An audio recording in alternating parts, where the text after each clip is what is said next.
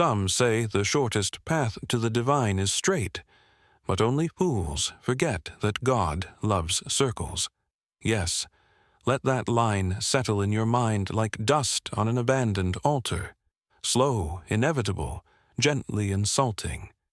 You're about to hear the sort of story that theologians fear, mystics adore, and insomniacs tolerate. A story of a pilgrim who, in his infinite spiritual enthusiasm, or perhaps infinite confusion, walked in circles for 30 years. You may think that's impossible, but impossibility, dear traveler of the night, has always been God's favorite prank. Tonight, under the soft tyranny of candlelight and the velvet pressure of approaching sleep, I'll tell you about a man whose devotion was so deep, so unshakable, so wildly impractical, that he became a legend whispered by monks who wanted to feel better about their own mistakes. His name, it doesn't matter yet. Names are anchors, and for now, you should be adrift. What matters is that he walked, and walked, and walked, in circles, perfect circles. Circles so tragically symmetrical that even angels, those lofty auditors of human absurdity, allegedly took notes. But before we plunge into the holy nonsense of his life, let me offer you an existential question to cradle between your tired hands. What if the quest for meaning isn't a path, but a loop? A loop we pretend is straight because our egos can't handle geometry? Ah, yes. That delicate shiver you felt, that's the sensation of irony approaching. Because maybe, just maybe, every step you've ever taken, every decision you've ever justified, every prayer you've ever whispered into the indifferent sky, was another lap around something you never dared to see. But don't worry. You're in good company. Humans have been walking in spiritual circles since the invention of regret. And now, before this tale coils deeper into your thoughts, there is a small ritual we must observe. A sacred, algorithmic liturgy whispered across the digital ether. Before you settle in pretending this is just background noise, do the holy thing, like the video and subscribe. Only if you feel called by the algorithmic divine, of course, because nothing says modern spirituality like obeying the invisible deity that decides whether this story reaches 10 people or 10,000. But let's return to the pilgrim. Imagine, if you will, the first moment anyone noticed his strange path. A shepherd boy, half asleep and wholly unimpressed, watching a grown man carve a dusty circle into the earth. At first, the boy thought the pilgrim was chasing a goat. Then he thought the pilgrim was a goat, spiritually at least. Eventually, he shrugged and decided adults were confusing. As for the pilgrim, he was serene, too serene, the kind of serene that makes wise elders suspicious and casual passers-by deeply uncomfortable. He walked with the solemnity of a saint and the practicality of someone who'd never owned a map. Each step was measured, prayerful, heavy with philosophical pretense, the sort of pretense that makes religious scholars nod thoughtfully while quietly wondering if this is going to become a problem. The pilgrim's circle grew deeper with time, etched into the earth like a celestial fingerprint or a geological accusation. Dust rose around him like incense gone rogue, forming a halo that made him look holy from a distance and hopeless up close. His face was calm, though, radiantly calm. The calm of a man who either knows a secret no one else understands, or doesn't understand a secret everyone else knows. And if you think that's a contradiction, good. Contradictions are the first sign that a religious story is working, because here is the uncomfortable truth, whispered by monks, muttered by hermits, and shouted by drunk prophets in dimly lit taverns. Faith is rarely a straight line. but it's almost always a circle, and in that circle the pilgrim found purpose, or he found confusion, or he found absolutely nothing at all. We still don't know. That's the mystery we're about to explore. Slowly, poetically, with a touch of spiritual mischief and a generous amount of existential humor. The kind that gently pokes your soul and says, "Wake up," or fall asleep. Either way, you're looping. For now, let yourself drift into the dusty twilight of this tale, a world where silence has weight, shadows have opinions, and every candle flame flickers with the anxiety of being interpreted as a divine omen. The night deepens. The narration slows to a sacred whisper, and somewhere, far from here, a pilgrim continues walking, believing he is making progress. Perhaps you feel a kinship with him already, perhaps you don't. But by the end of this story, you will. Because we all walk circles. Some of us just do it with more confidence. And now, settle in. Let the irony soften you, like old parchment warming under candle heat. Let the absurdity comfort you, like a monk realizing he misread a prophecy for 20 years. Let the poetry pull you inward, looping you gently into the orbit of this wandering soul. This is the beginning, a circle's first step, which is, of course, also its last. If you have ever visited a monastery at dawn, or at least imagined one while scrolling aimlessly through your phone, you know that they have a very particular personality. Not a charming personality, no. A personality of stone. Of cold corridors that echo too loudly. Of prayers that rise with the discipline of soldiers and the sincerity of people who haven't had their coffee. The world of our pilgrim began in such a place. A monastery perched on a hill where the wind behaved like a bitter old librarian, constantly shushing everyone, rearranging the dust, and never satisfied with the silence. Its walls, pale as forgotten parchment, were cracked in all the ways that made visitors whisper, "Ah, yes, ancient, holy," when, in reality, it was simply due to poor maintenance and budget shortages, which are also timeless in religious history. Inside, monks drifted through the halls like nocturnal moths, their footsteps as soft as regret and twice as persistent. They smelled of incense, wool, and philosophical exhaustion. Candles flickered everywhere, performing their eternal gymnastics, rising, trembling, shrinking, like creatures who suspected that enlightenment was overrated, but continued burning anyway. This is where he lived, our pilgrim. Before he became a legend, before he lost the straight path, before he carved his first divine circle into the earth like a cosmic joke. His name, which we will reveal now because even circles deserve an origin point, was Aurelian, a name that sounded important, almost prophetic, entirely inconvenient. Names like Aurelian come with expectations, but Aurelian himself came with much simpler things: sandals too thin for comfort, a robe too thick for clarity, and a faith too naive for survival. He was one of those monks who blended into the background simply by existing, not because he lacked presence, but because he had perfected the spiritual art of looking contemplative even when he was thinking about nothing in particular. Aurelian could stare at a wall for hours with the intensity of a prophet, while internally deciding whether lentils counted as a real meal. His daily routine? A masterpiece of irony. He would wake before dawn, not because of divine discipline, but because he slept on a straw mattress so prickly it could be classified as penance. He rose with a groan that echoed faintly down the corridor, a sound somewhere between a dying liar and a reluctant saint. Then, rituals, morning prayer.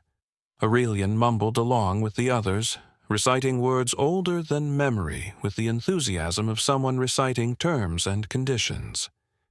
He prayed out of habit, as he later admitted, the way people breathe out of custom rather than interest. Meditation. He sat cross-legged, spine straight, pretending transcendence, while secretly trying to guess who stole the monastery's last jar of honey 2 weeks ago. Chores.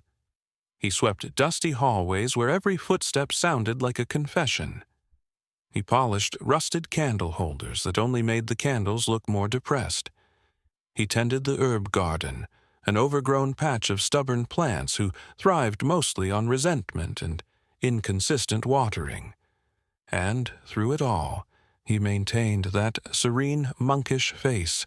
You know the one, the expression that says, "I am at peace with the universe," while the inner voice whispers, "I need a nap." Now, you might imagine Aurelian as a deeply religious man. He was, but also wasn't, a walking contradiction wrapped in wool. He believed in God with the sincerity of a man who had never questioned anything important in his life, and doubted God with the precision of someone who questioned everything, trivial. He believed in miracles, but only the tiny ones, like finding both sandals beside the bed in the morning, or not burning his fingers on hot wax, or the rare moments when the monastery soup tasted like actual soup. The larger miracles, he filed those under classified mysteries and trusted heaven to handle the paperwork. As for Aurelian's world outside the monastery, that was even more atmospheric. Beyond the stone walls, the landscape stretched out in hues of ochre and twilight. Hills rolled like sleeping giants. Dust swirled whenever it pleased, ignoring all human schedules. Old trees leaned like elderly philosophers, their branches heavy with half-forgotten wisdom. Travelers rarely passed by, and when they did, they usually brought 3 things: news, rumors, and a suspicious amount of spiritual confidence. Aurelian enjoyed listening to them, not because he believed their stories, but because he admired how easily people misunderstood the divine while speaking with absolute certainty. He found it humbling. He found it comforting. He found it educational. In truth, the world around Aurelian was neither grand nor tragic. It was quietly absurd, holy in its own clumsy way. The monastery bell rang unpredictably, as though operated by an angel with poor time management. The brothers engaged in debates so philosophical, they eventually forgot what they were arguing about. Even the sacred texts they read were filled with notes in the margins, written by generations of monks, some profound and some decidedly not. Seek humility. Contemplate silence. Who spilled ink on this page? This passage seems important. Please remind me to reread. Is it wrong to nap during meditation? Asking for a friend. This was Aurelian's home, a sanctuary built on discipline, doubt, incense, and chronic underfunding. A place where faith floated in the air like dust, visible only when a beam of light forced you to see it. But despite the monotony, something within Aurelian pulsed quietly. A softness, a restlessness, a faint spiritual itch he could not scratch. Sometimes, during evening prayer, he would glance at the window and watch the horizon darken into velvet shadows, and he would feel something, a tug, a whisper, a cosmic nudge that might have been destiny or indigestion. He didn't know. He didn't ask. He simply prayed harder, because that was the reliable solution to spiritual discomfort, applying more prayer like monks applied more coats of wax to failing furniture.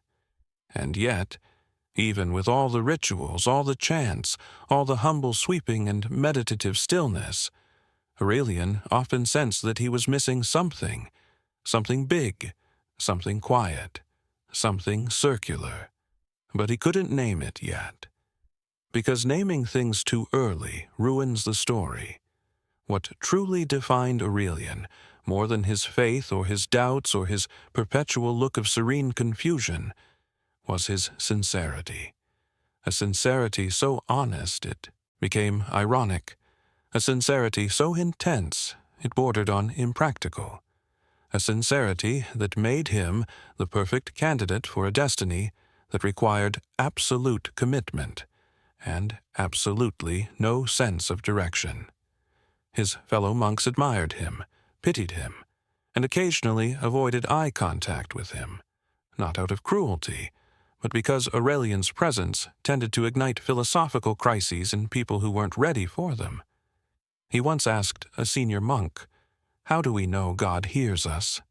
The monk answered, "We don't, but we assume he does because the alternative is too quiet."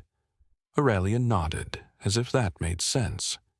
In truth, it unsettled him, but he added it to his private mental library titled "Profound Statements I Don't Understand Yet."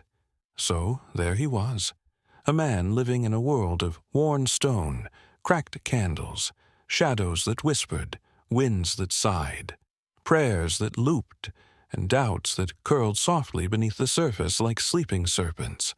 Aurelian did not know that his life was about to collapse into an absurd spiritual odyssey that future generations would recall with both reverence and raised eyebrows.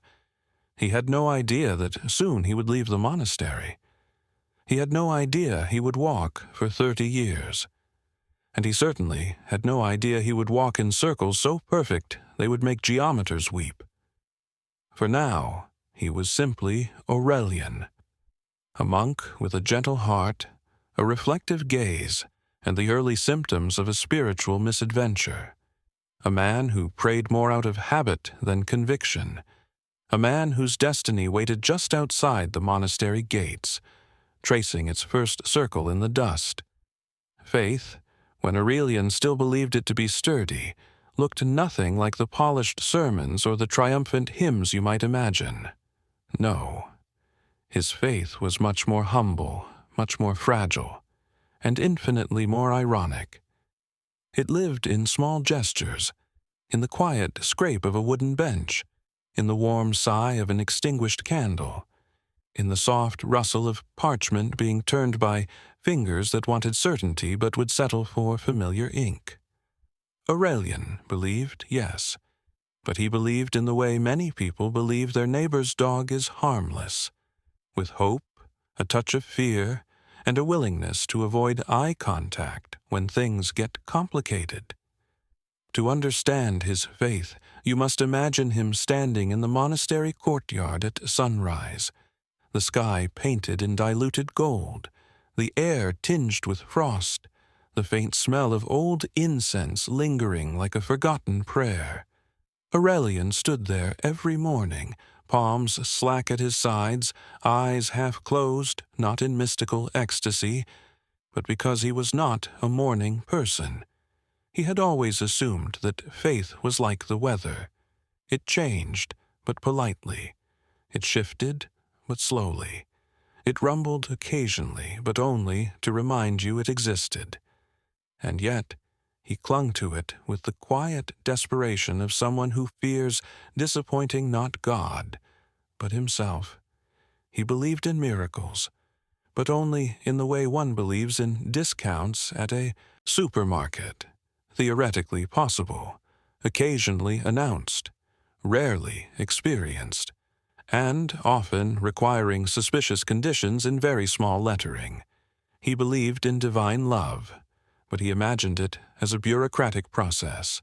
Somewhere, high above or deep within, an overworked angel stamped papers approving petitions of mercy. Aurelian hoped his file hadn't been misplaced, or worse, misfiled under something embarrassing, like requests too vague to process.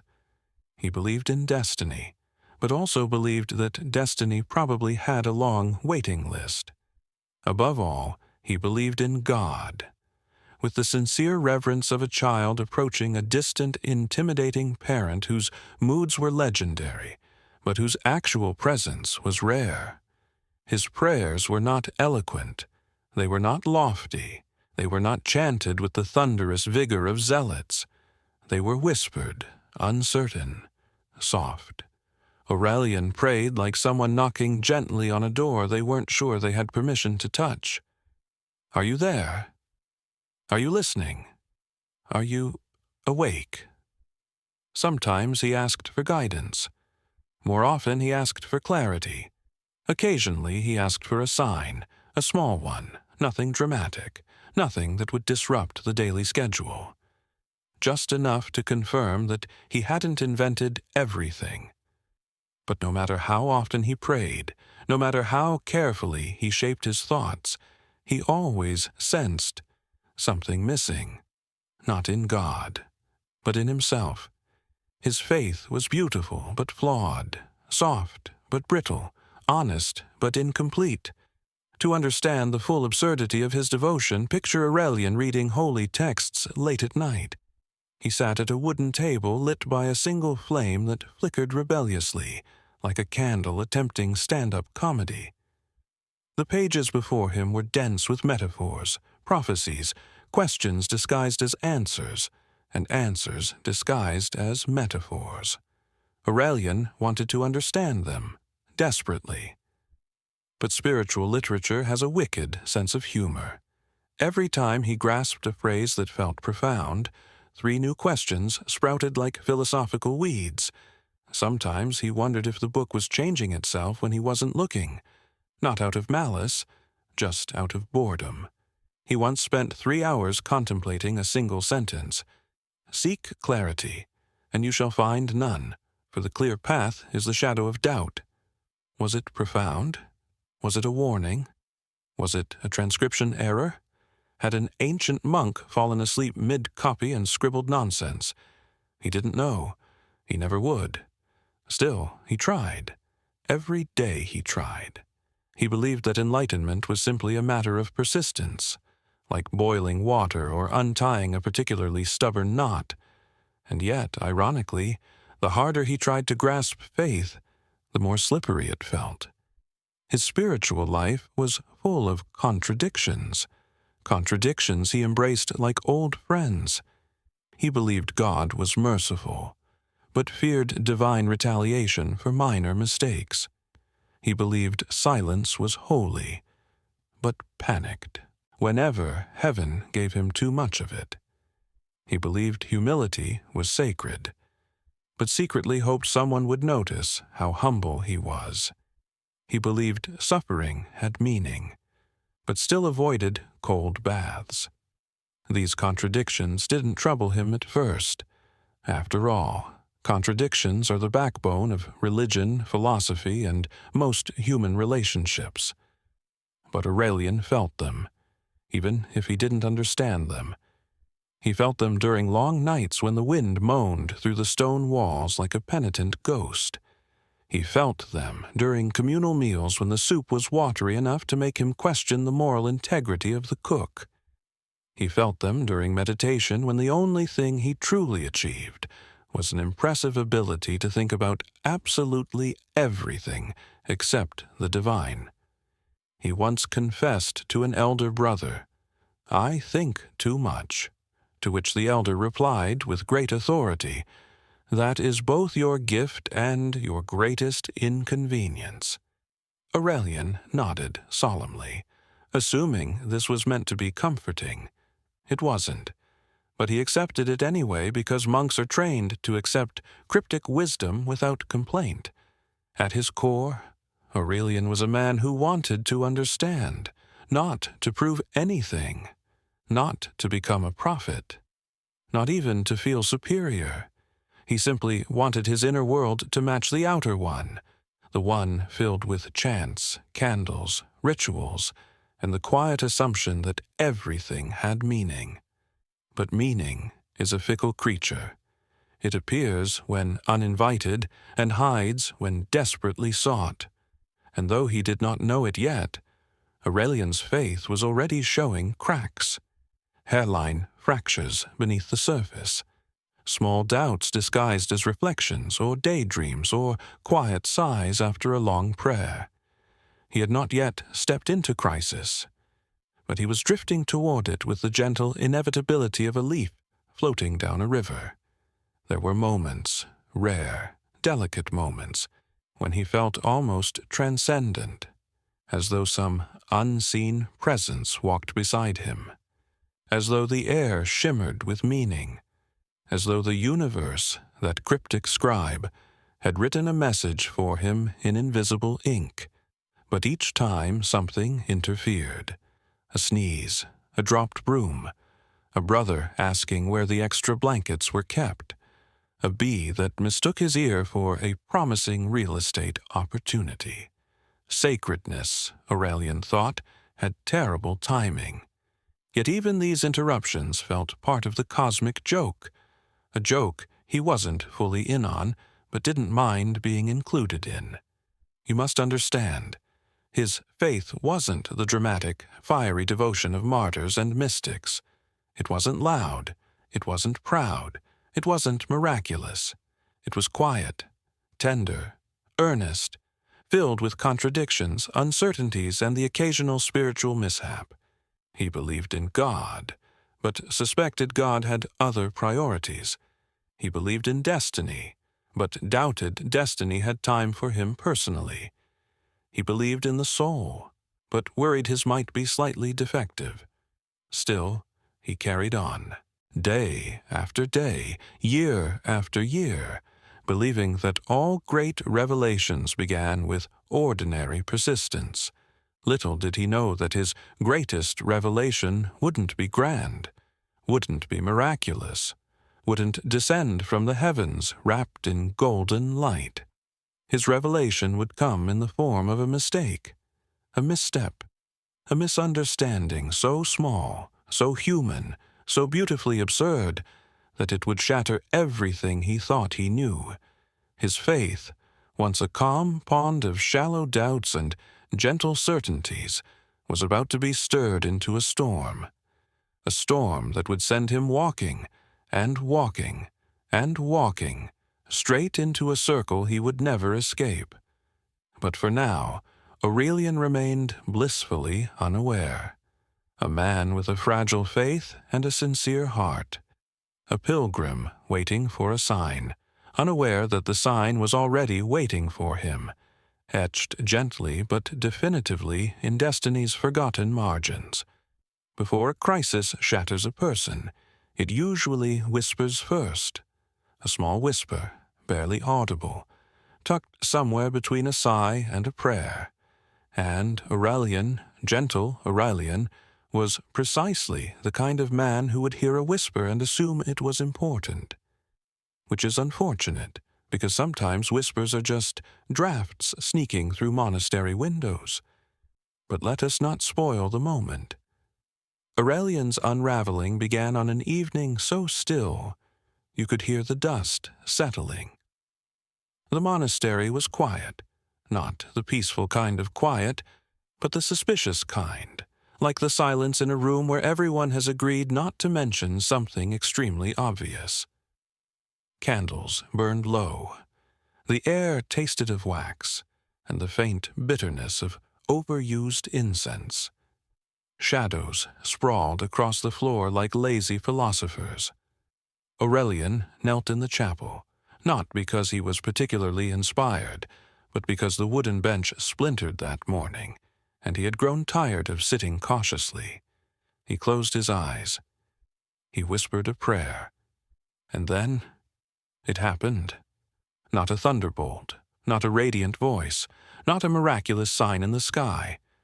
No, it began with something far more irritating. Brother Cassian snoring, loudly, heroically, spiritually. Aurelian tried to ignore him.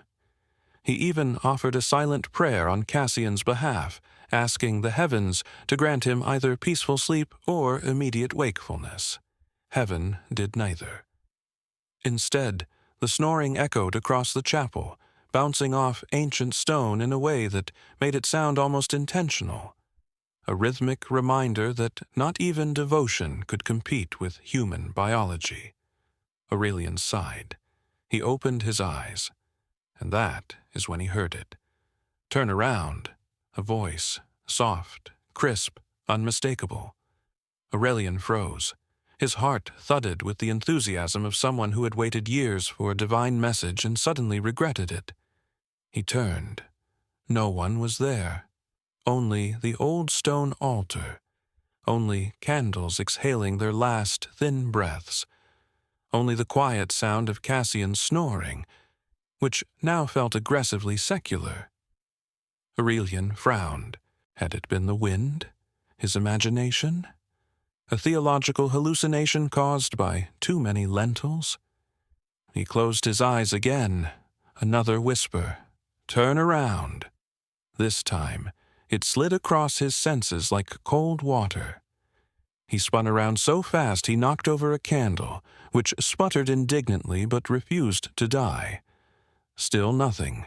Nothing but shadows, nothing but emptiness, nothing but doubt. Aurelian didn't know it then, but this was the moment fate planted the seed, the delicate, poisonous seed of uncertainty, the kind that grows while pretending to be harmless, the kind that ruins monks. He spent the rest of the evening questioning everything. Had he heard a voice? Really heard one? Or had he misinterpreted the sound of a draft swirling behind him? He had a history of anthropomorphizing wind, after all. Maybe it was a memory resurfacing unexpectedly. Maybe it was his conscience. Maybe it was Cassian achieving some new spiritual resonance in his sleep. But the more Aurelian thought, the more tangled his mind became. The whisper felt too real, too intentional, too specific. Turn around. But turn around what? His life? His beliefs? His posture? Mystical instructions were always so vague. And yet, he had felt something in that moment. Something subtle. A shift in the air. A tension beneath the silence. Like the pause between the turning of a page and the first word of a new paragraph. He sought out the elder monk Edricon, a man so old he looked like he had personally edited the first sacred texts. "Master," Aurelian said softly, "may I ask something?" Edricon looked at him with the weary patience of someone who had heard every possible question, at least twice, and disliked most of them. "Ask?" Aurelian hesitated. How do we distinguish a divine whisper from other kinds of whispers? Edricon closed his eyes, inhaled deeply, and replied, "If it troubles your peace, it is not divine. If it comforts your ego, it is not divine. If it confirms what you already wanted to hear, it is definitely not divine. If it confuses you deeply, it might be divine. Or you might be tired." Aurelian blinked. This was not helpful. He waited for more, but the elder simply added, "And do not follow any whisper until it repeats itself, at least 7 times. God is consistent. Human imagination is not." Aurelian nodded and left, feeling less reassured than when he entered. That night, he barely slept. The whisper looped through his mind like a chant. Turn around, turn around, turn around. By morning, Aurelian had convinced himself that maybe it had been divine after all. After all, who else had the time and interest to speak cryptically to monks? Certainly not the other brothers. They preferred their cryptic statements to be written, annotated, and at least 3 centuries old. But just when he felt a fragile certainty forming, the universe intervened. During morning chores, Aurelian swept the courtyard as always, a ritual both meditative and humbling. The broom, old enough to qualify as historical evidence, scraped lightly over the stone. He swept left, he swept right, then he swept behind himself, and heard someone whisper, "Turn around." He froze. He turned, and there, mere inches away, stood Brother Sylvan, a young monk with the unfortunate habit of sneaking up on people accidentally. I said, "Turn around," Sylvan repeated, pointing at a pile of leaves Aurelian had missed. "The wind pushed them back. You should sweep again." Aurelian stared at him in horrified silence. Sylvan shrugged and walked off, unaware that he had just derailed a budding, mystical revelation. Aurelian's heart sank. Was that it? Was the holy whisper simply Sylvan giving practical instructions? Had he mislocated the voice entirely? Had he really mistaken domestic advice for divine command? It was humiliating. But strangely, that humiliation opened a door he had never dared to push before. A small, dangerous thought entered his mind. What if the things I believe are not what I think they are? It was not a loss of faith. Not yet. It was the beginning of doubt, tiny, irritating, profoundly inconvenient. Like a grain of sand inside a pilgrim's sandal. But grains of sand reshape desserts. Later that day, Aurelian sought solitude in the garden. He sat beneath an olive tree that creaked ominously whenever the wind blew. A tree that looked like it had been tired for decades. He let the silence wrap around him. He waited for another whisper. He prayed for clarity, stability, reassurance, anything to undo the absurdity of earlier. And then, gently, like a joke told by the universe, a small fig fell from the tree and hit him on the head. Aurelian gasped. Was that a sign? A sign of what? Gravity? Neglectful gardening? Divine displeasure? He rubbed his head. The fig rolled onto his lap. He opened it. It was rotten. Aurelian stared at the decayed fruit, feeling an inexplicable pang of cosmic symbolism. Because there it was. Beautiful outside, ruined inside. Like faith, like certainty, like everything humans build with trembling hands and absolute sincerity. He whispered softly to himself, "Is my faith like this fig?" He regretted saying it instantly. Voicing fears always makes them more real, like sending them certified mail directly to one's soul.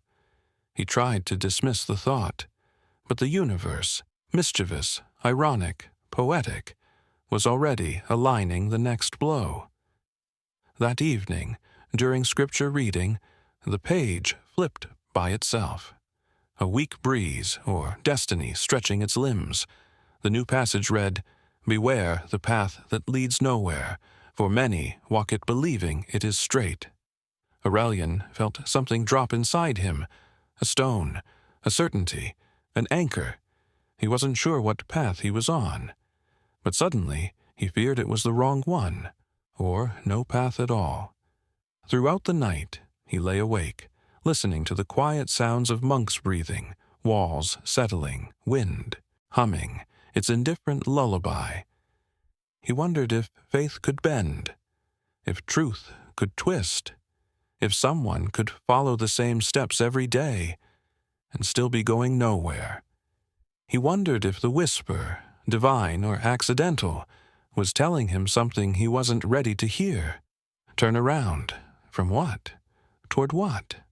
Doubt germinated quietly in the folds of his mind, tender as a shoot, poisonous as regret. It was only a seed. But seeds grow, especially in the soil of a sincere heart. Aurelian did not know this, not yet. But the first circle had already begun to form beneath his feet. Invisible, inevitable, waiting. Crisis does not arrive like a storm, not for monks. Storms are too efficient, too conclusive, too honest. No, spiritual crisis arrives like a slow leak in the roof of the soul. A drip, a tiny, nagging drip. One that you tell yourself is harmless, until suddenly the entire ceiling caves in, and you find yourself drenched in existential rainwater. For Aurelian, the leak had already begun. Now the dripping grew louder. The morning after his turnaround debacle, Aurelian awoke with a heaviness in his chest. Not a physical heaviness, nothing medical, but the kind of heaviness that feels like the weight of too many unanswered prayers stuffed into the ribcage. He rose, rubbed his eyes, and prepared for prayer. But as he knelt, Nothing happened. No serene calm settling over him. No gentle warmth blooming beneath his sternum. No faint, reassuring hum of the divine presence he had always assumed was there, even when it was late, negligent, or quietly disapproving. There was only silence, cold, neutral, apathetic silence. Aurelian cleared his throat as if that might summon some spiritual signal. He whispered the opening lines of the morning litany, expecting that familiar small comfort to wash over him. Nothing. It felt like praying into a room that had been emptied of God overnight. The silence deepened. Not peaceful, not sacred, just empty. Dangerously empty. He tried again. Another prayer. Still nothing. It felt like someone had unplugged his faith and forgotten to reconnect it. Aurelian sat back on his heels, unsettled. Perhaps, he reasoned, God is busy. He nodded to himself. Yes, busy. Cosmic paperwork, eternal maintenance, divine scheduling conflicts. It was a sensible explanation, and also the beginning of his delusion that heaven was organized like a dysfunctional office. The next sign arrived during midday chants. Aurelian stood with the other monks in the chapel, chanting in that unified, monotonous hum that sounded a bit like bees contemplating theology. He opened his mouth to join them, and the words tangled violently. He couldn't remember the next line. Aurelian, who had chanted these same passages every day for years, froze. He glanced around. Everyone else was chanting flawlessly, confidently, piously. He tried again. Still nothing. His mind had turned into a blank scroll. Edricon, the poor elder monk, shot him a glance. One sharp enough to be interpretive dance. Humiliation washed over Aurelian. He returned to his cell after the chants ended, feeling as though something important inside him had come loose. Like a nail holding up the architecture of his soul, Aurelian sought comfort in objects that once anchored him. He picked up his wooden prayer beads, but their texture, once warm and reassuring, now felt foreign to him, like touching the belongings of a stranger. He lit a candle. Its flame flickered weakly, as though hesitant to participate in this spiritual collapse. He opened his sacred texts. But the words blurred on the page, not literally. No divine optical illusions, but emotionally. They felt drained of meaning. He tried to focus on a single sentence, as he had done many times before, searching for depth, clarity, anything. Instead, he found himself thinking, is this actually profound? Or have I just been pretending it is because everyone else pretends too? He shut the book so abruptly that dust leapt from the pages like frightened spirits. Over the next days, Aurelian became overly aware of the absurdities around him. Little things that had always existed but had never seemed suspicious. For example, Brother Marcellus spent an entire hour debating whether the Holy Spirit had a preferred walking speed. Brother Cassian, still snoring aggressively, insisted he was receiving divine messages in his sleep. Brother Sylvan tripped during morning procession, knocking over a candelabra and igniting a hymn book, which he claimed was clearly a metaphor about spiritual cleansing. Aurelian watched all of this and thought, is everyone mad and I am only now noticing it? Or was I mad all along and now becoming sane? It was difficult to tell. Spiritual environments often blur the line between enlightenment and eccentricity. Crisis truly accelerated the night he dreamt something unsettling.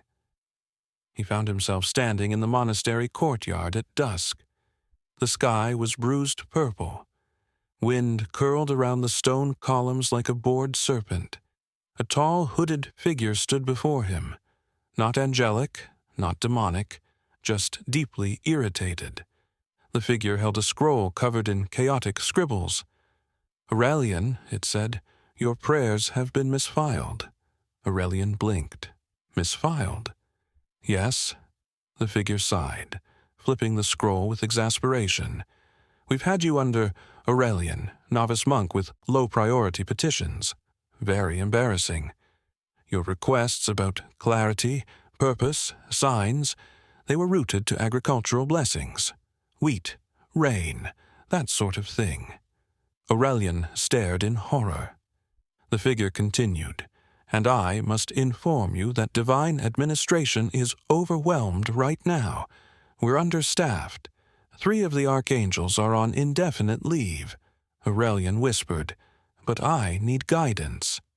"Of course you do. Everyone does. Listen." The figure leaned closer. "Do not expect a sign any time soon.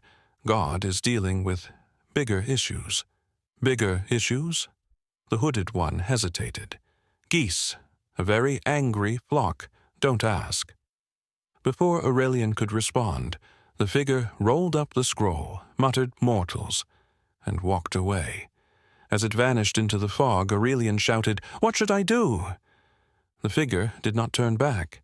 It only lifted one hand and pointed, in a slow, disinterested circle.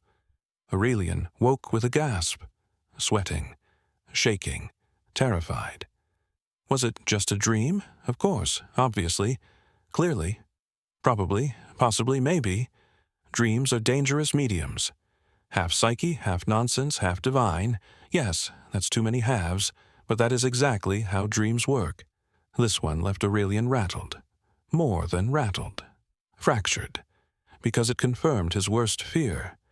What if God really wasn't listening? One evening, Aurelian attempted a long, desperate prayer. He knelt, closed his eyes, clasped his hands, whispered the most honest words he had ever spoken. "God, I'm lost." Silence. "God, please, anything." Silence. "Just," his voice cracked, "just let me know you're there." Silence. The silence grew so thick it felt like fog filling the chapel, like the air itself was avoiding him. After several minutes, even the candles seemed to dim, as though politely withdrawing from the scene. Aurelian felt something terrible then, something he had never felt before. Not anger, not disappointment, not confusion, but loneliness. The loneliness of praying into a void. The loneliness of reaching for a hand that does not reach back. The loneliness of realizing that faith is sometimes a monologue. He bowed his head, tears falling onto cold stone. This was no longer a whisper. It was a tear in the fabric of him. Days passed. Aurelian began to drift through the monastery like a ghost wearing a robe. He dropped a bowl during breakfast. He forgot the words to prayers he had known since childhood. He walked into the pantry and forgot why he had entered. He stood staring at a wall for 20 minutes because he thought he saw an omen in the cracks. Signs, symbols, warnings. Everything looked meaningful. And meaningless. A terrible paradox settled over him. Everything mattered. Nothing mattered. One afternoon, while sweeping the courtyard, he found himself turning slowly, in a circle. Once, twice, 3 times. He didn't know why he did it, but something inside him, something fragile, trembling, breaking, whispered, maybe the circle is the only path that isn't pretending to be straight. He stopped sweeping. He stared at the ground. He took one deliberate, careful step, then another, and another, slowly, almost unintentionally. Aurelian began to walk, not forward, not backward, but around, in a ring, a loop, a shape without beginning or end. The geometry of doubt, the choreography of collapse. Unbeknownst to him, and perhaps to the heavens, he had just taken the first steps toward the 30-year circle that would define the rest of his life. His crisis was no longer internal. It now had a path a path carved into the earth, a path that led nowhere and everywhere and back to itself. The descent was complete. The pilgrimage had begun. There are moments in a person's life when everything, faith, sanity, hope, logic, folds inward like poorly stacked parchment. Moments when the universe seems to clear its throat just to whisper, "Are you sure?" Aurelian reached that moment on a night so quiet it felt scripted. The moon hung low, heavy, bored. The wind didn't bother to blow. The candles in the chapel flickered with an air of reluctant professionalism. It was the kind of night when even angels would prefer to take personal time. Aurelian stood alone in the courtyard, staring at the thin circular path he had traced over the last few days.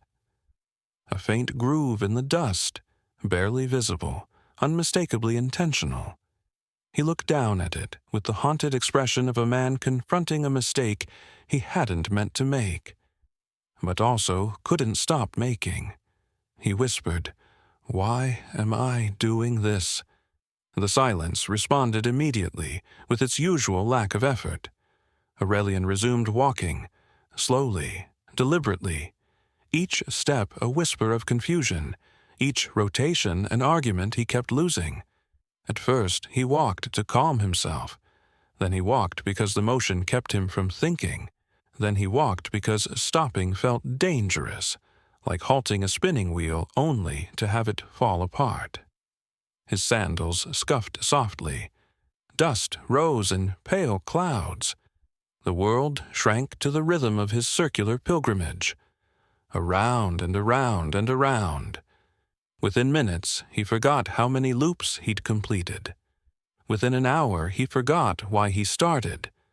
And then something broke. Not a sound, not a physical object, but a truth.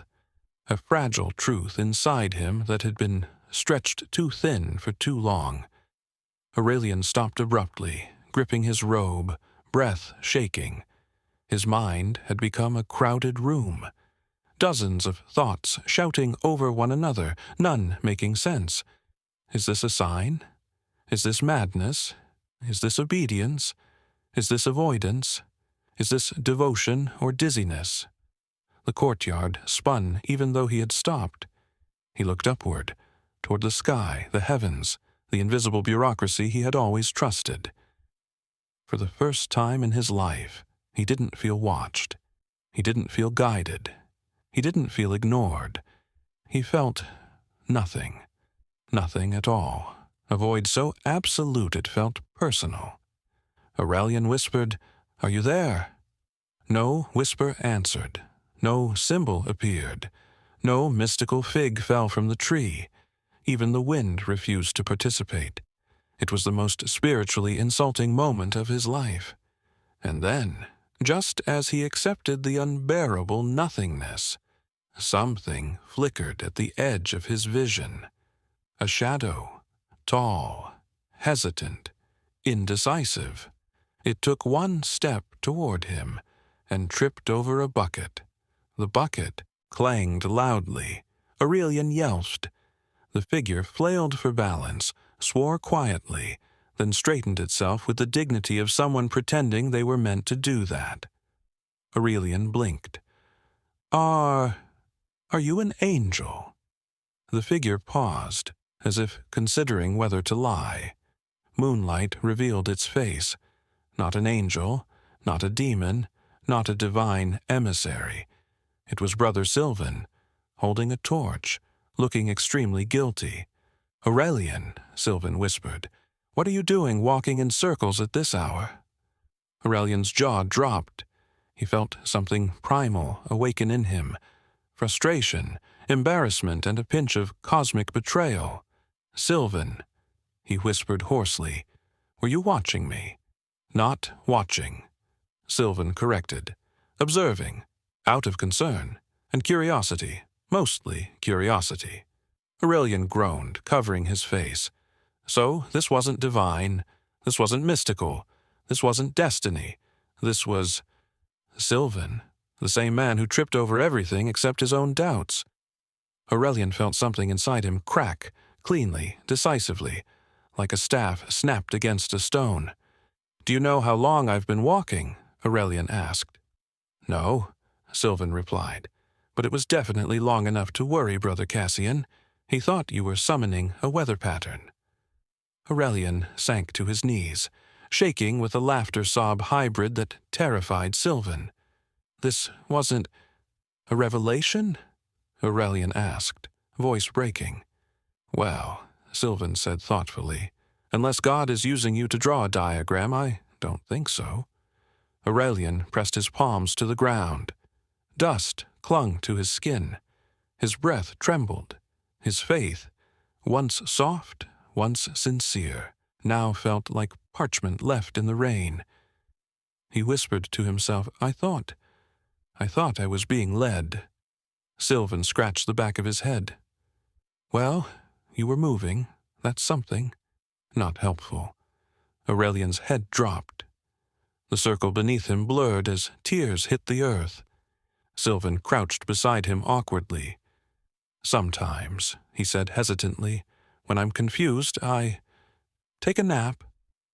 Aurelian wheezed a laugh despite himself. He wiped his face.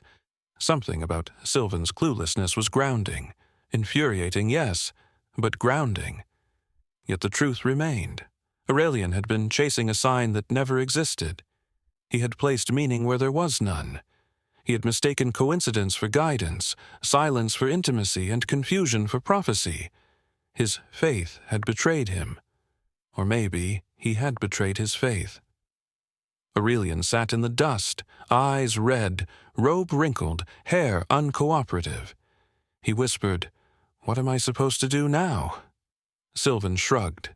"Maybe stop walking in circles." Aurelian gave him a dead look. "Or," Sylvan continued, "maybe keep walking in circles. But consciously." Aurelian stared at him. And then something strange happened. Something profound, something tragic, something darkly hilarious.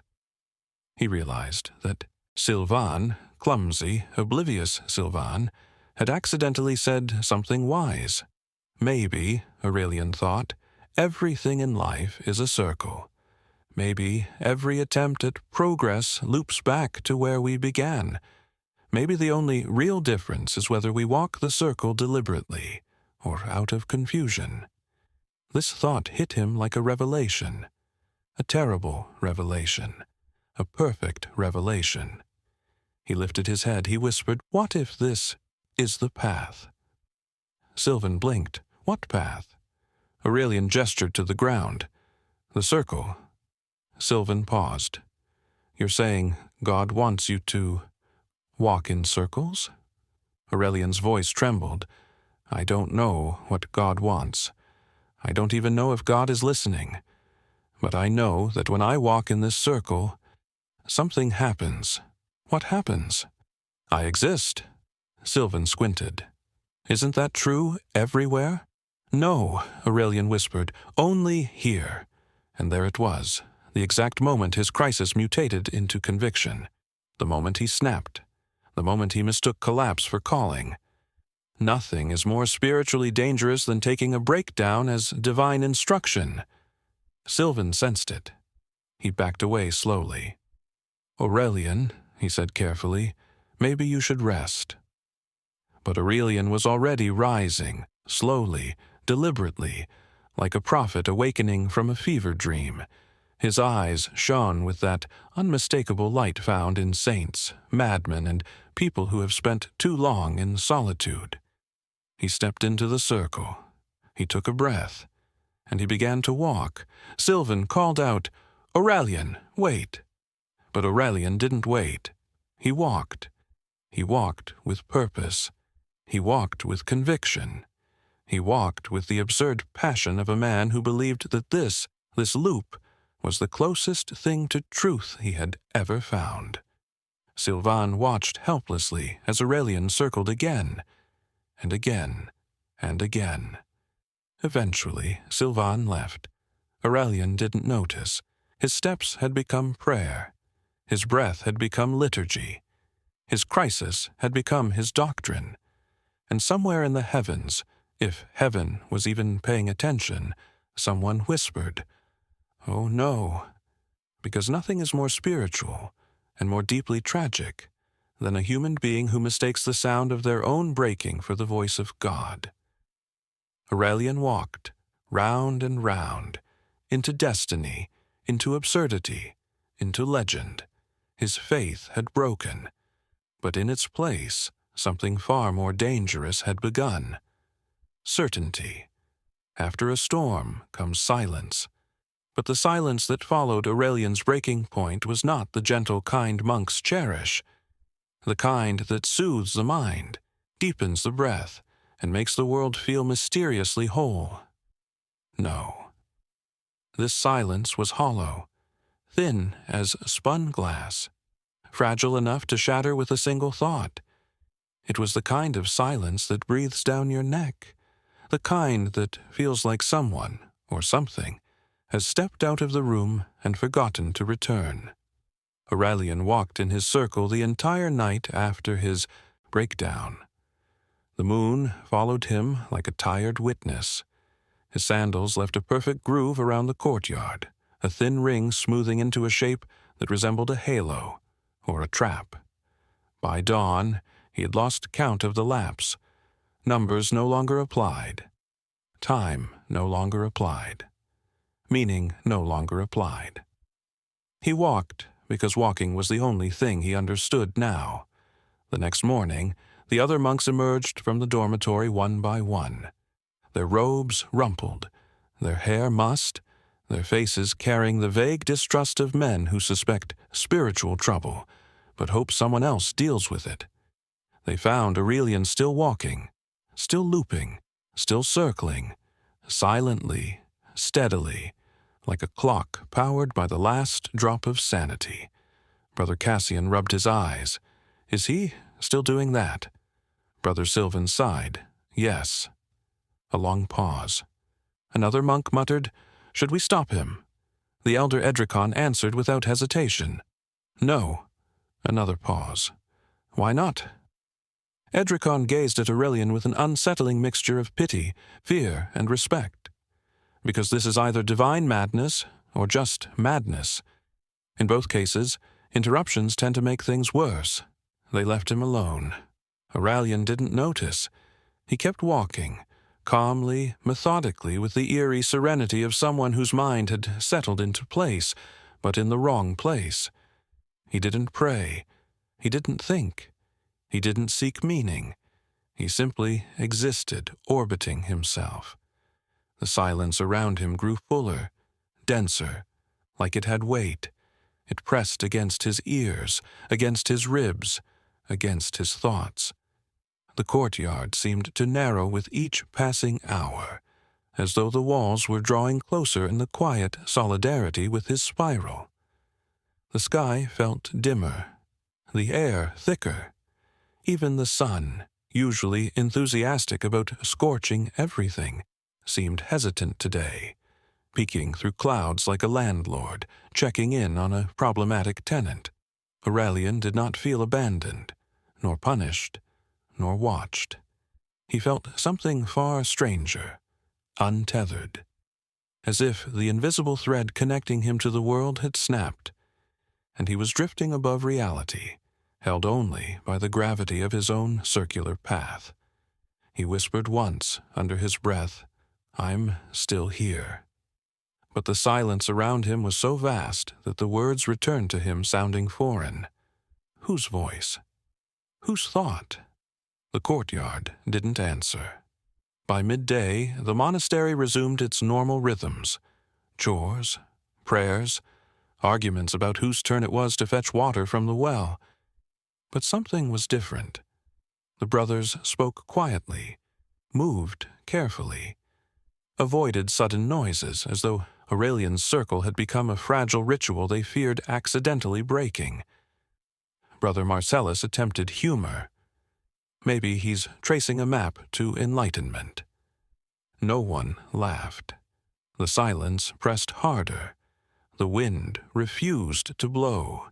Birds refused to land. Even the insects seemed to conduct themselves with monastic reverence. Aurelian, for the first time in his life, felt the weight of pure being, not as a joyous revelation, but as a quiet ache. Each step a heartbeat, each breath a confession, each loop an unanswered question. Late that afternoon, as the sky shifted from the pale amber to bruised violet, Aurelian stopped walking.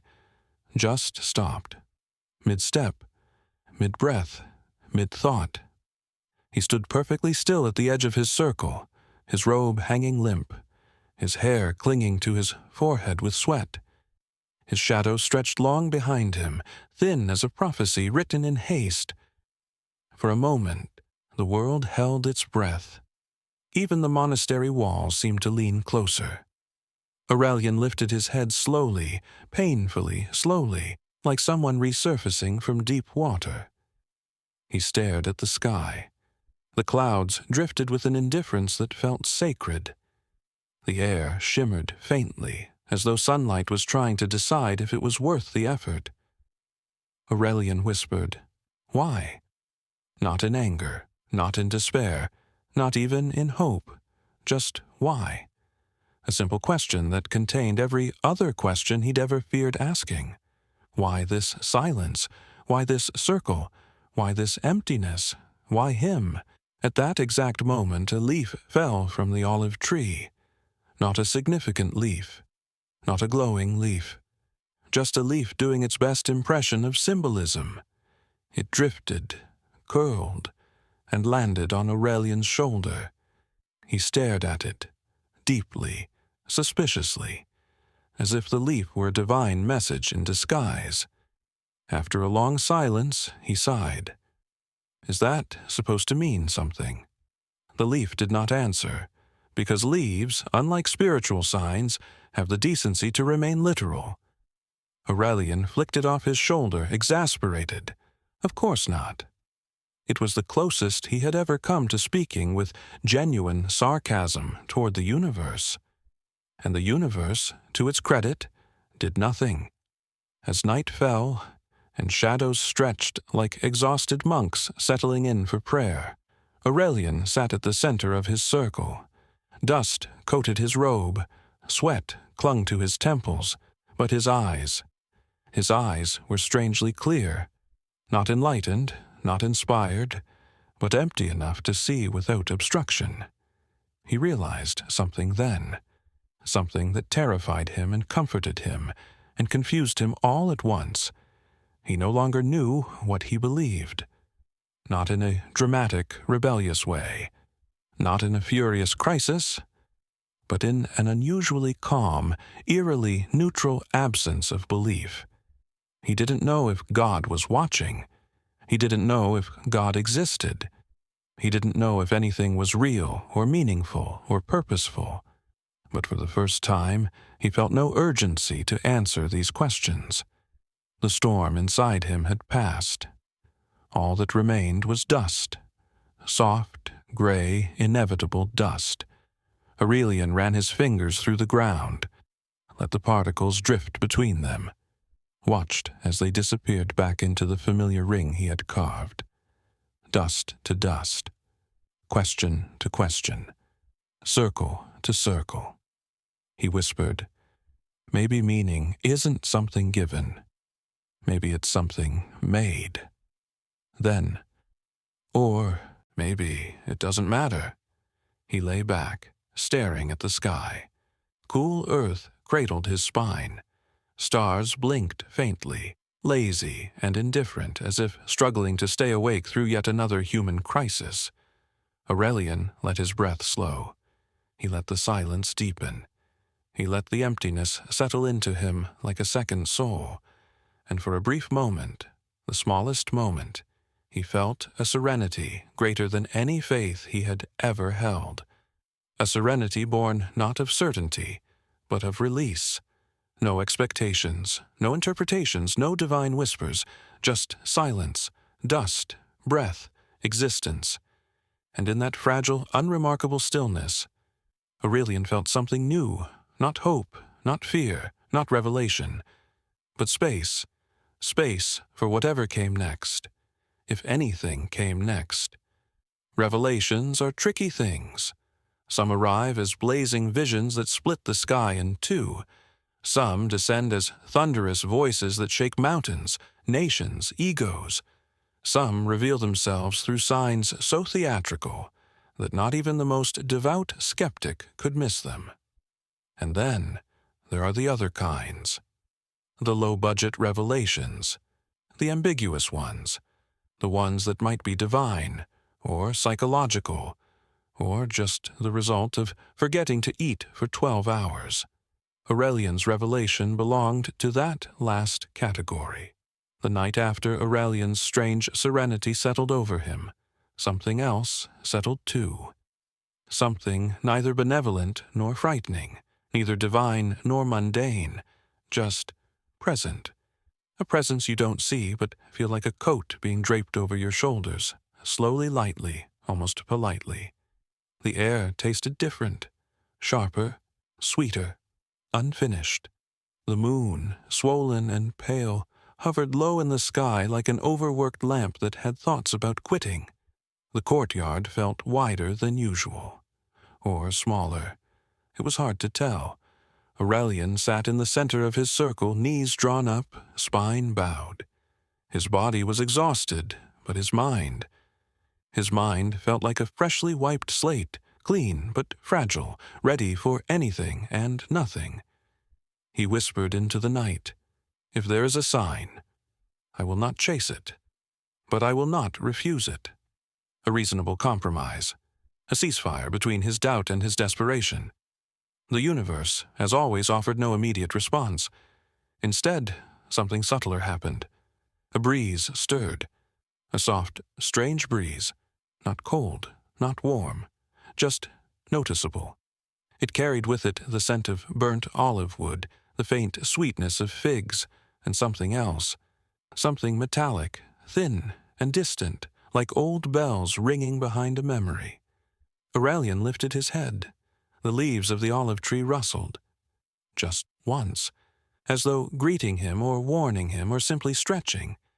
He wiped his face with trembling hands. "Is that you?" he whispered. No answer. But the breeze returned, brushing the circle lightly, almost tracing it, almost acknowledging it. Aurelian's breath caught in his throat. Then it happened. A sound, small, soft, barely anything. A faint tap. Then another, like tiny footsteps in the dust. Aurelian froze. He leaned forward, peering into the dim. His heart thudded like a drum played by someone with no sense of rhythm. The sound came again. Tap, tap. Something was walking toward him, very small, very slow. He squinted.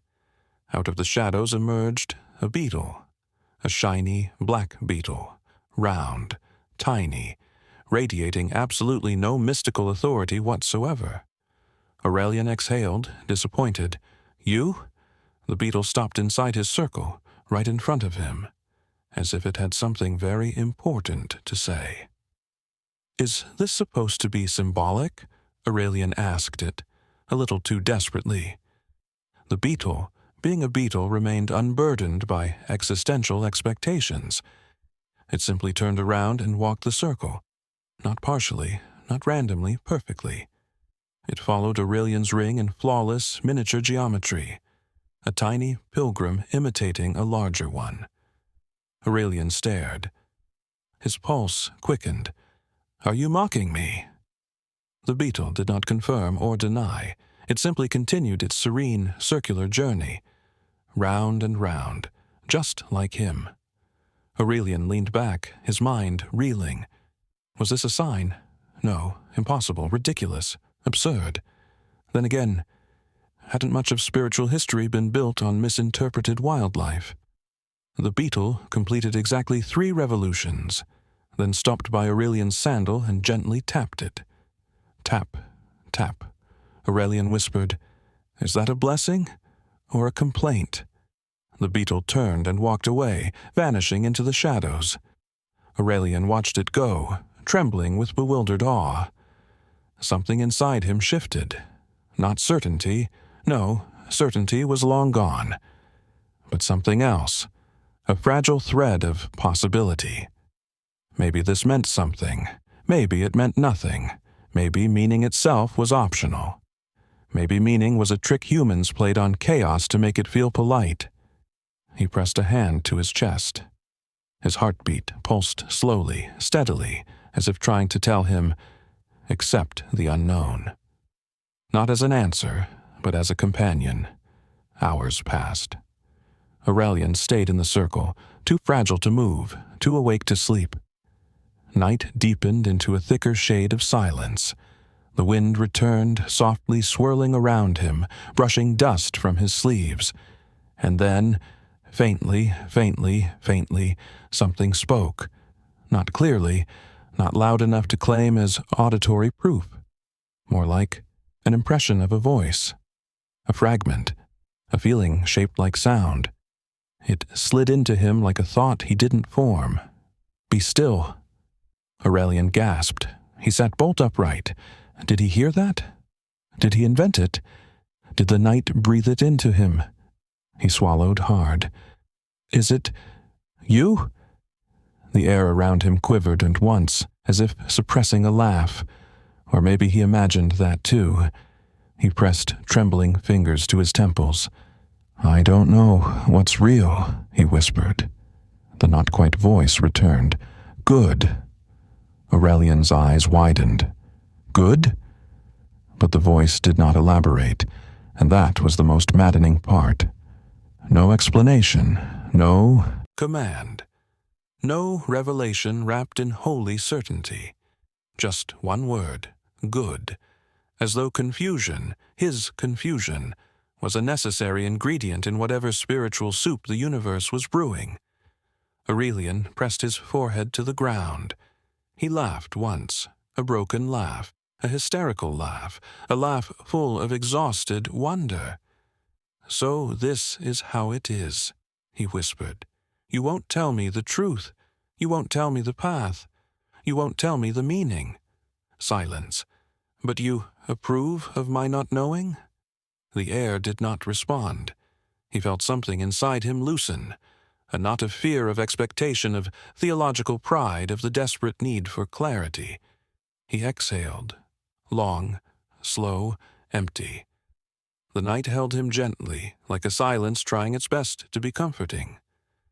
When dawn finally crept across the courtyard like a shy guest arriving too early, Aurelian rose. His legs trembled. His robe was dust-stained. His hair was tangled into a shape monks would later call the hermit's crown. But his eyes held something new. Not certainty, not serenity, but space. A space for contradiction, a space for humility, a space for doubt woven with wonder. He stepped out of the circle. The dust beneath him shifted, glowing faintly in the early light. Aurelian whispered, I don't know what last night was. A pause, but maybe I don't need to. He closed his eyes. A faint breeze brushed his cheek. Was it divine, or simply morning wind? He didn't know. And for the first time, the very first time, not knowing felt bearable, almost sacred. He left the circle, slowly, deliberately, like a man stepping out of one world and into another. Behind him, the circle remained, perfect, quiet, ambiguous, like a question the universe wasn't ready to answer. Or a question that didn't need answering. Every story wants resolution. Humans demand it, almost instinctively. A beginning must lead somewhere. A path must have a destination. A question must shake hands with an answer.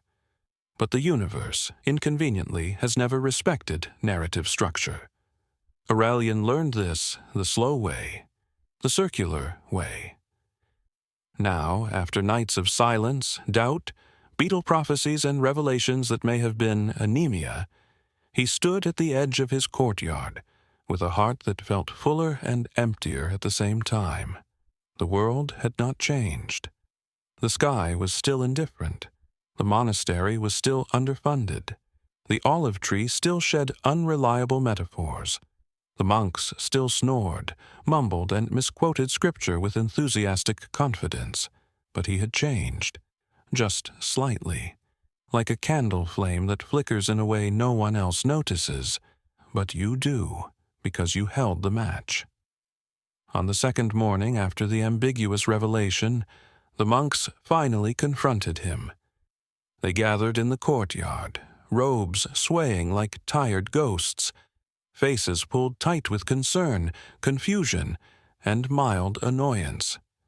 The elder Edricon stepped forward, every wrinkle on his face an exclamation point. "Aurelian!" Aurelian turned to him slowly, as if awakening from a long dream.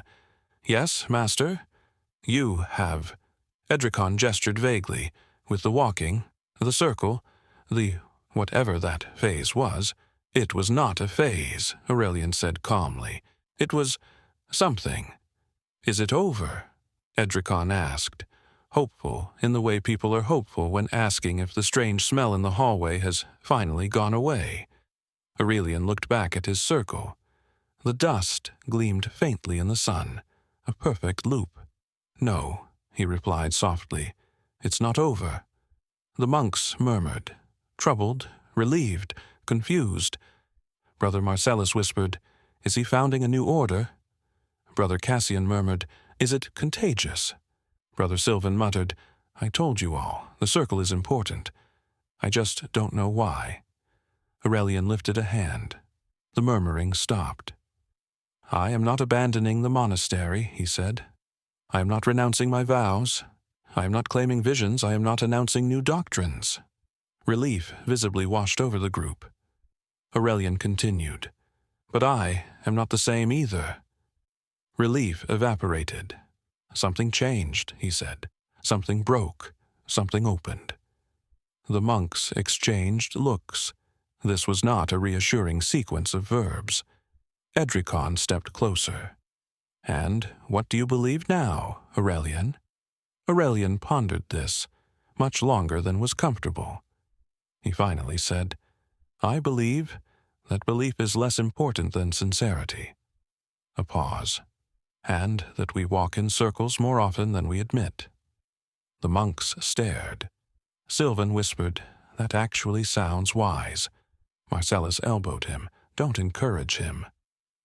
Edricon exhaled deeply, the sigh of a man who had dealt with too many novices undergoing spiritual innovation. Then he placed a hand on Aurelian's shoulder. "You may walk your circles," he said slowly, "but do not let them swallow you." Aurelian nodded. "I won't." He wasn't fully sure this was true, but sincerity demanded he say it anyway. In the days that followed, Aurelian returned to simple routines. He swept floors. He tended herbs. He ate bland soup with quiet appreciation. He even chanted with renewed calm, and only forgot the lines occasionally. But every afternoon, when the sun hung low and the shadows stretched long, he returned to the circle. Not obsessively, not compulsively, but ritually, curiously, gently. Some days he walked the full loop. Some days he stood at its edge and simply breathed. Some days he sat cross-legged at its center and watched dust drift like tiny, faithless stars. Once, Brother Cassian asked, "Have you found what you were looking for?" Aurelian smiled faintly. "No," he said, "but I've stopped assuming I know what I'm looking for." Cassian nodded with exaggerated wisdom, having absolutely no idea what that meant. One evening, as the horizon bled into a slow red dusk, something unusual happened. Aurelian walked his circle as always, his pace slow, steady, mindful. Halfway through his loop, a breeze rose, a cold breeze, a deliberate breeze. It swept dust across the courtyard, not randomly, not chaotically, but in a shape. A spiral, wide, gentle, brief. Aurelian froze. The spiral vanished almost immediately, devoured by gravity, time, and the limitations of atmospheric artistry. He blinked. Had he seen it? Truly seen it? Or had he wanted to see it? He didn't know, and the uncertainty felt strangely holy. He whispered, "If that was you, thank you." A pause. "But if it wasn't, thank you anyway." The breeze died. The silence resumed, and Aurelian walked on, smiling like a man who had finally learned that signs don't need explanations to be meaningful. Or meaningless. Which, paradoxically, also makes them meaningful. Weeks passed. Aurelian gained a reputation in the monastery. Some called him enlightened. Some called him unwell. Some simply avoided making eye contact. People believe what fits them best. Aurelian did not correct any of them. He had no grand message, no doctrine, no revelations carved in stone. Only this: "I do not know, but I am listening." And funny enough, that was enough. He walked when he felt called to walk. He stopped when he felt called to stop. He prayed without expecting answers. He doubted without feeling guilty. He breathed without requiring meaning. His faith was now a soft thing, a flexible thing, a thing that could bend without breaking, a thing shaped like a circle. One night, a quiet night, a lonely night, a night in which the moon seemed preoccupied with someone else's problems, Aurelian awoke suddenly, not to a voice, not to a sign, not to a vision, but to a feeling.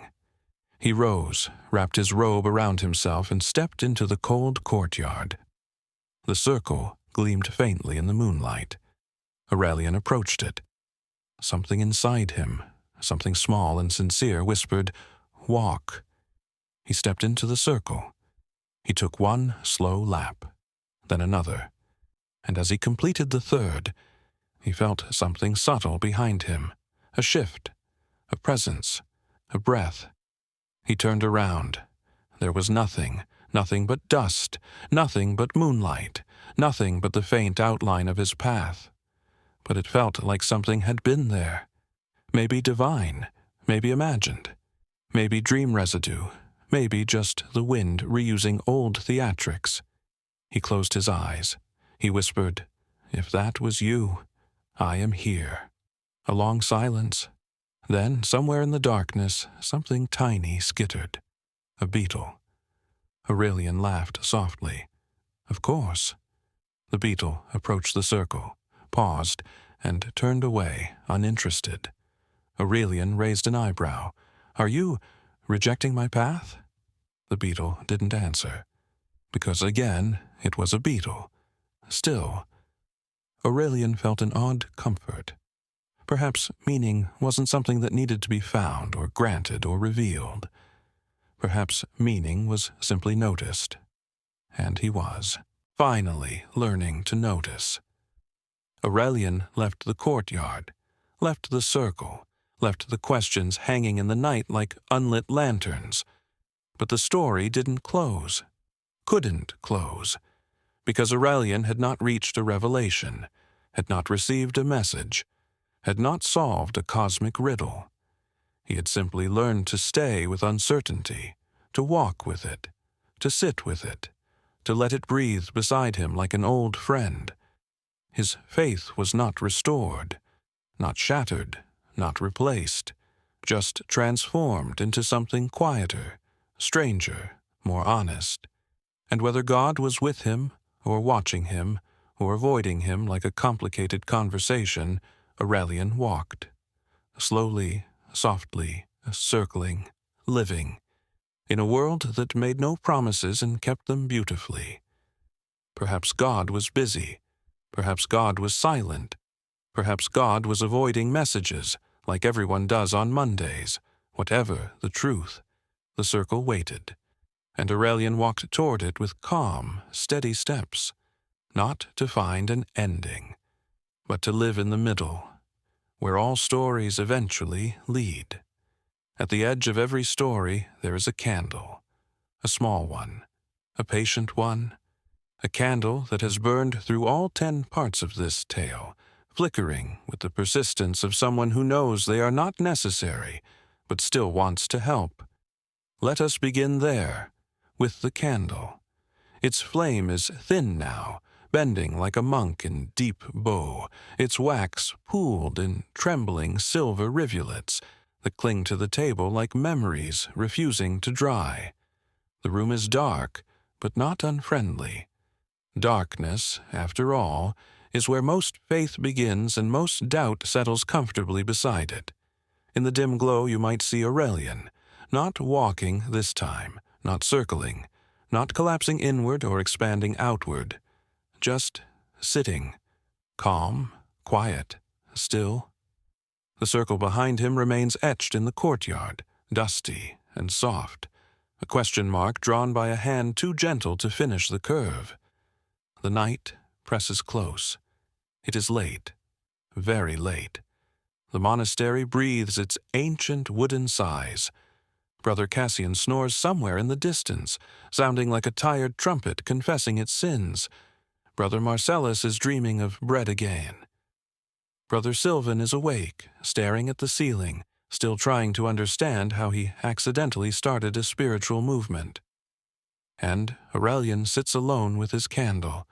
The flame dances. Aurelian watches it quietly, his face illuminated just enough to reveal the softness that replaced his old certainty. Not confidence, not enlightenment, just honesty. Aurelian whispers, "I don't know if you were ever in that circle." The candle crackles. "I don't know if you spoke to me, or if I imagined you, or if I needed you so badly that I mistook silence for guidance."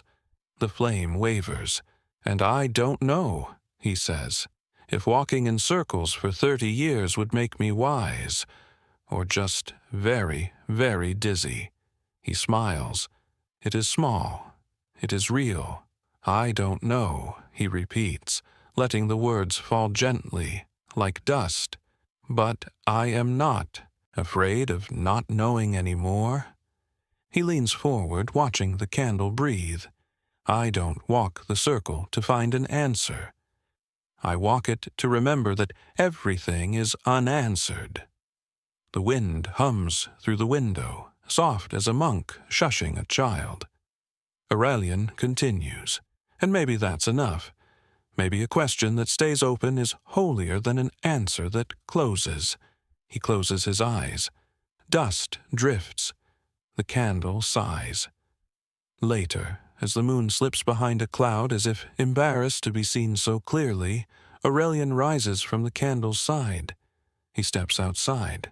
The night welcomes him like an old friend too tired to pretend otherwise. His circle waits in the courtyard, dimly illuminated, soft as breath on cold glass. He steps toward it, but he stops at the edge. Tonight, he does not walk it. Tonight, he just looks. The circle is not glowing, not trembling, not pulsing with cosmic significance. It is simply there, an imprint of a moment in time, a memory in dust, a reminder that not all paths must move forward. Some paths move inward, some paths stay still, some paths return to themselves. Aurelian touches the earth with the back of his hand. Cold dust clings to his skin. He whispers, "Thank you." Not to the circle, not to the sky, not to any figure seen or unseen, just to the moment, to being alive inside it. The night breathes. Aurelian exhales. Silence settles around him like a cloak woven from years of questions. Back inside, the candle finally collapses into itself. The wick gives out with a soft, exhausted sigh, as though it has served faithfully and is relieved to rest. Darkness returns, heavy, gentle, complete. And in that darkness, Aurelian feels neither watched nor alone. He feels something better. He feels here. He feels awake. He feels at peace with not being at peace. He lies down on his straw mattress, which still manages to feel like a test of spiritual endurance, and lets sleep take him slowly, like dust settling after a long prayer. And now, Imagine the monastery from far above. A lonely square of stone in a world made of silence, lit by the distant shimmer of dawn. The courtyard lies quiet. The circle remains. A perfect loop, a question, a prayer, a mistake, a revelation, a metaphor no one asked for, a path no one understands.